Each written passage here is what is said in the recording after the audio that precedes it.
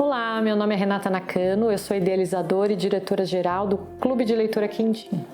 Hoje eu vim falar aqui com vocês sobre um tema bastante comum entre as dúvidas dos nossos assinantes, que é a relação entre a quantidade de texto de um livro e a idade do leitor.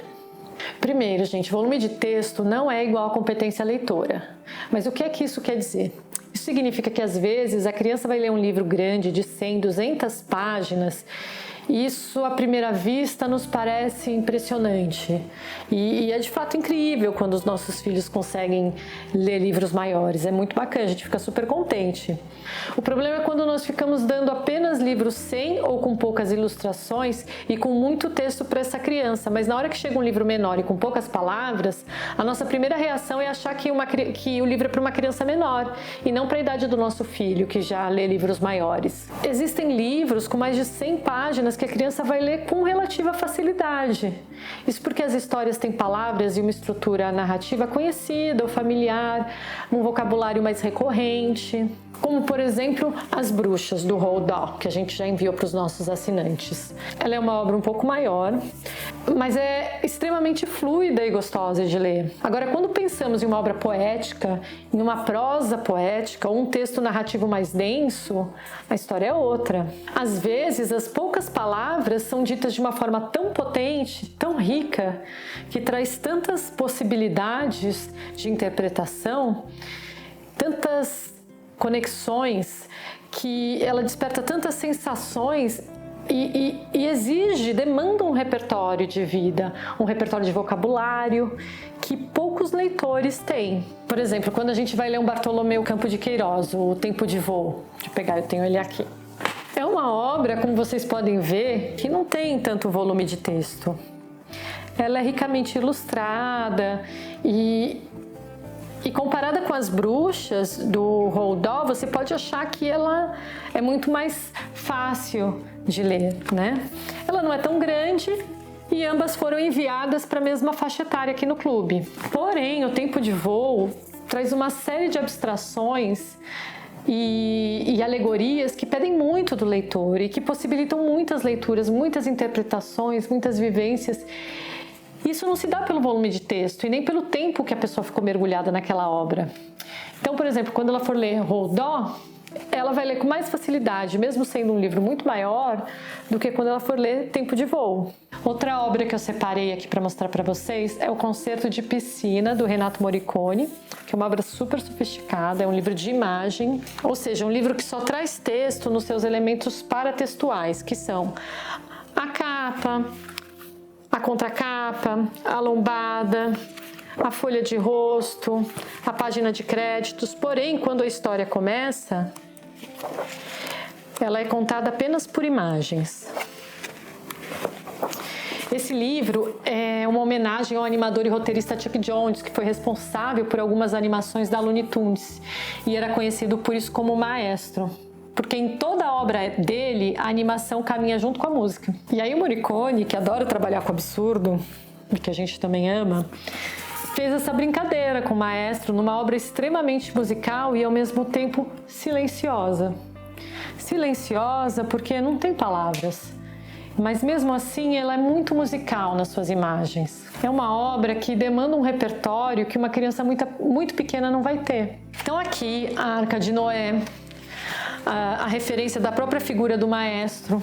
Aqui, essa daqui do tubarão, para um leitor adulto como eu, que nasceu na década de 80, ele vê essa imagem, esse maestro nessa pose, ele começa a ouvir a música do filme do Tubarão.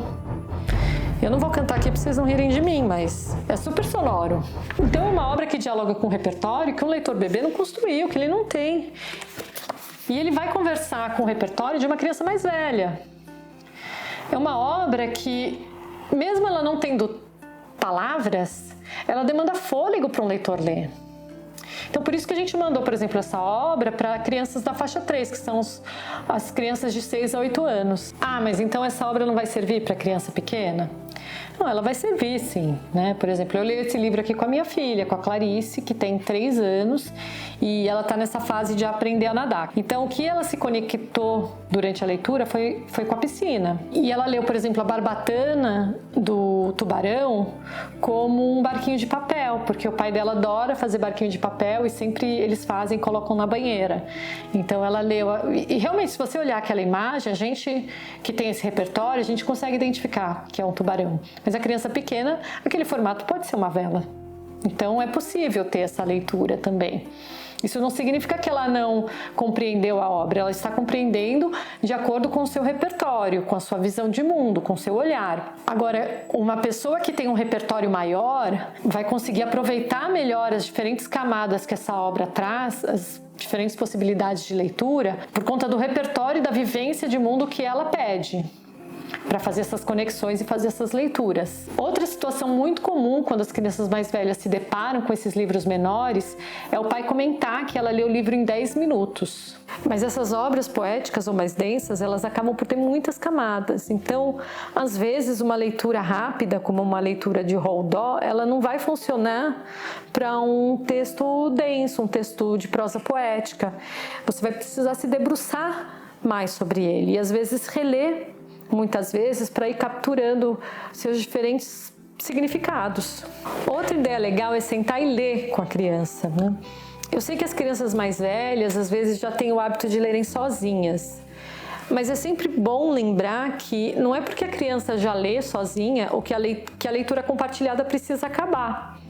Esse momento pode gerar muitas trocas, e trocas muito ricas, cheias de diálogos entre vocês, e reflexões, e podem surgir temas que vocês não conversariam se não fosse por meio daquela leitura. Então participa da leitura também, ou lê depois, e assim vocês conseguem conversar sobre o livro e cultivar ainda mais amor pela leitura. Tão gostoso quanto ler, a gente compartilhar o que a gente leu. Então faça isso, faça essa interlocução com a criança. Bem, então é isso, eu espero que tenha ficado tudo claro. E qualquer dúvida, deixe o comentário que eu vou ler e depois eu posso responder e até pensar em outros temas que a gente possa trazer aqui para vocês. Se você gostou, deixa também o seu like aqui no vídeo, inscreva-se no nosso canal, compartilha e ativa o sininho para receber as notificações. Eu vou deixar também na descrição o link do Clube Quindim. É um projeto independente, lindo, de impacto social, que já atingiu mais de 12 mil crianças Brasil afora e que tem levado essas obras que vocês viram aqui no vídeo e muitas outras incríveis para o Brasil inteiro, para crianças de todos os estados. Então é isso, até o próximo vídeo e boas leituras!